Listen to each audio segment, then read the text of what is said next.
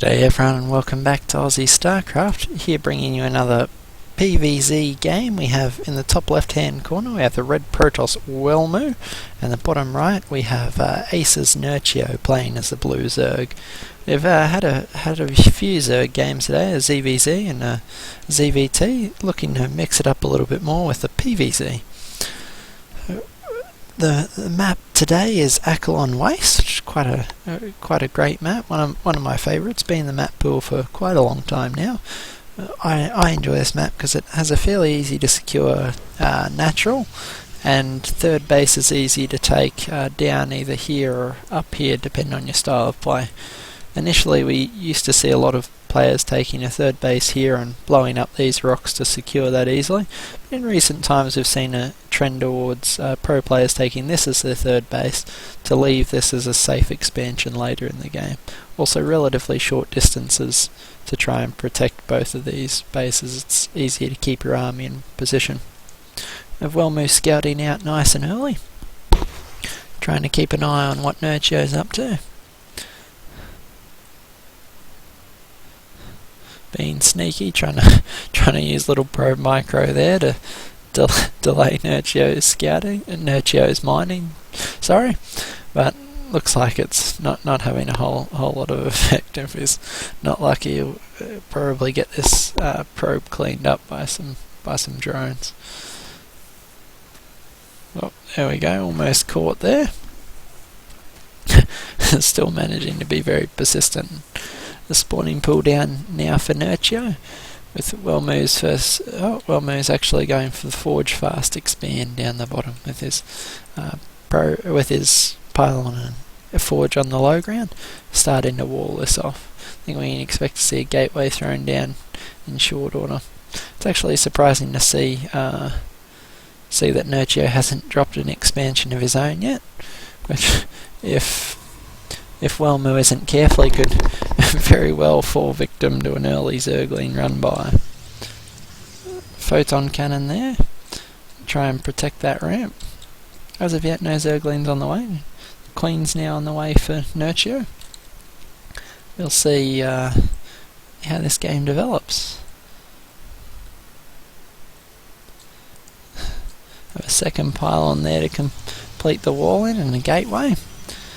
We'll likely see the cybernetics core dropped on the low ground as well, make it a nice tight passage that only one unit can fit through at a time. Pretty standard practice for Protoss to wall in against Zerg and keep the door guarded with one zealot to prevent any of those sneaky speed lane run bys. Have Nerchio scouring around the map with his early Zerglings, looking for any proxy pylons, trying to pick those up and prevent any early warp in harassment.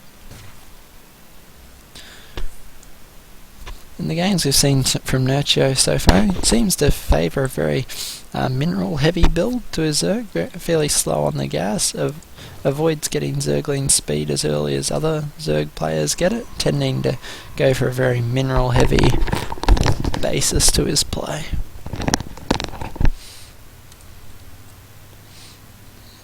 Indeed, he's gone for the cyber core to wall off. Got a probe there holding the line until this zealot gets there. Probe's more than enough to do the job. At this early stage, the cannon will pick off any Zerglings that try to sneak up and threaten the probe. The base number 3 taken on the low ground with Nerchio. You're starting to see what I was saying earlier with the tendency for players to take this lower base. Still no creep joining any of these bases, but Nerchio's going for his gas at around the 6 minute mark in his main.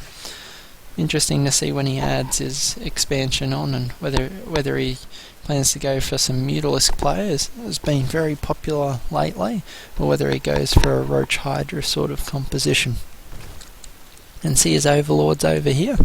If you're wondering what they're doing, they're scouring around and trying to ensure no warp prisms or anything sneaky sliding into the main base.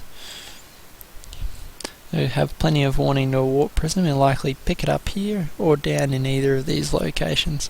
Combine it with the watchtower control he has, and he has quite an incredible amount of vision on this map. It'll be very hard for Welmu to pull one over on him. The mothership core out now for Welmu. moving out early with it, probably planning to pick off a few of these Zerglings, try and deny some of the vision and scouting that Nerchio is getting. Still no third on the way for Welmu, but that's not uncommon for Protoss. So they generally sit on the 2 base till, well, depending on the style and timing of the play, sit on that anywhere up to the 8 or 10 minute mark before they throw down that third. Nerchio is going for his 3rd and 4th geysers.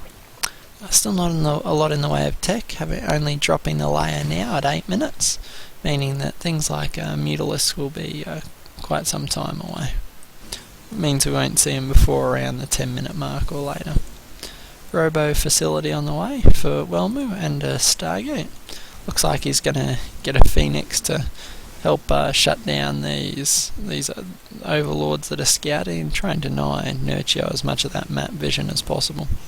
Phoenix will see these Zerglings moving up to poke the front, but it's been walled in pretty solidly by Welmu, so he's not intending to move out anytime soon. Observer also out from Welmu, moving out across the map. You can see these Phoenix starting to make a nuisance of themselves in the main base, and Nerchio throwing down a few spores to protect himself there. Generally takes 4 Phoenix to pick up and kill a queen, and it'll be even more difficult if these spore crawlers finish. Instead, Welmu's choosing to make a bit of a pain for himself, picking up these drones and shooting with the Phoenix, so we'll very quickly run out of energy for doing that. As you can see, it takes 50 energy for each of those graviton beams. Nerchio still poking away at the front door and losing Zerglings there. We can see Welmu's continuing to be as much of a pain as possible, plugging away at these overlords and generally just trying to be annoying. If you're wondering why he's picking up the drones at the gas, it's because it takes a little bit of extra macro to make sure your drones are back in gas instead of just plucking them off the mineral line where everything defaults to.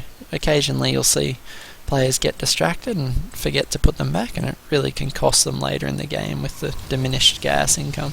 You can see Welmu trying to shut down those disposable rocks. It's likely to get them as these Zerglings get up here.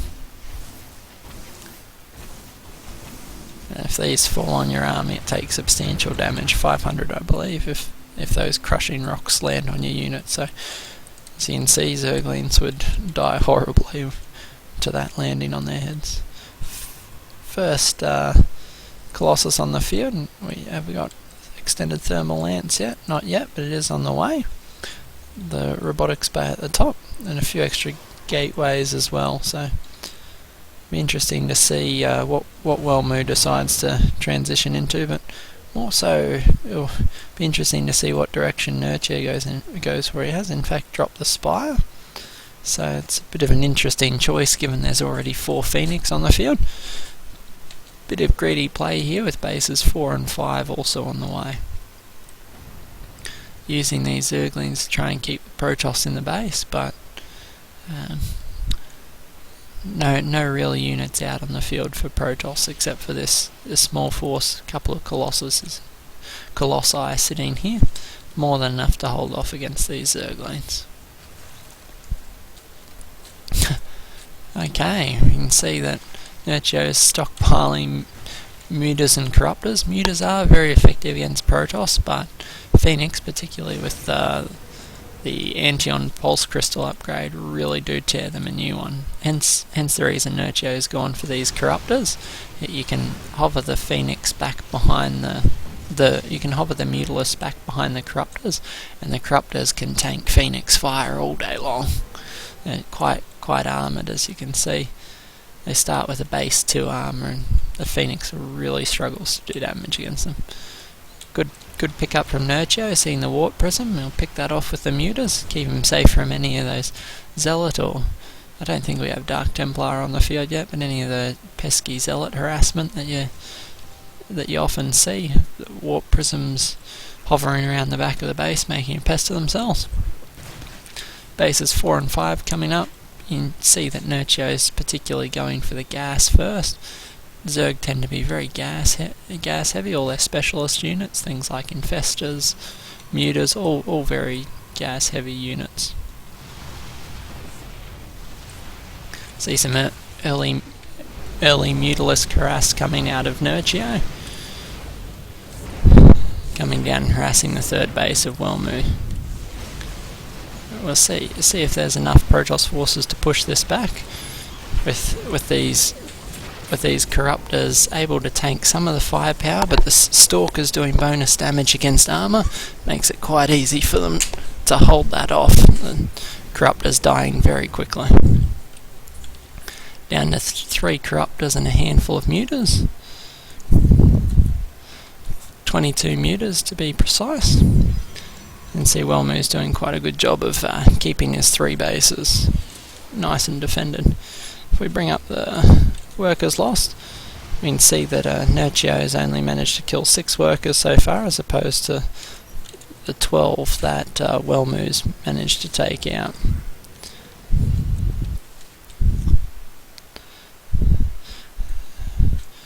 Nerchio's here powering on 5 bases, but as of yet hasn't decided on what late game tech he's actually going for. You can see he's got a Hydra Den down, but Hydras will trade very poorly against Colossus if he doesn't pick up something like his Ultralisks or something else for as a tier 3 unit. He could be in substantial trouble when this Protoss army eventually moves out.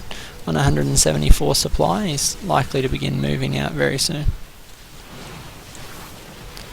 You can see these Corruptors here trying to harass the Colossus, but not yet doing enough damage, and these Stalkers continuing to pick units off. If we bring up the units lost tab, we can see it's heavily favouring Welmu. Repeated harassment attempts are starting to pick up a bit more damage, but the Stalker and Phoenix are doing considerable damage to both the Corruptors and the Mutalisks. See now with the bulk of the Stalkers blinking into the action, you can see that gap widening back out to 8,000 to 5,000, so we have a 2,500 mineral gap between, and Welmu now starting to put on some pressure from this forward pylon. Doesn't seem to have phased Nerchio. He's gone for a 6th base, in spite of the fact he's still got no real way of dealing with this Protoss death ball that's moving out across the field. Throwing down some static defense, but this heavy Stalker composition is tending to have his number. See the Zerglings moving in around the Stalkers, with the Corruptors making a beeline for these Colossus. We'll see if he can indeed hold the line. Corruptors can't fire downwards, so unless we see that Greater Spire and some Broodlords, these Corruptors could well end up being dead supply, which would be quite a problem for him. A few Spine Crawlers here trying to buy some time. This heavy Stalker play managing to carry him through. So you can see the dangers of getting caught out by Protoss. Nerchio went very heavy into the Corruptors, but once the Colossus went down, the sheer number of Stalkers on the ground made it impossible for Nerchio to swap back into anything meaningful. All he had tech for was the Hydras and the Muters, and well, Muters fare poorly against Mass Stalker, as does Hydras do alright, but just not enough time to get them out to prevent losing these extra bases. So well done to Welmu taking out Nerchio. Hope you guys enjoyed the cast, and we'll see you next time.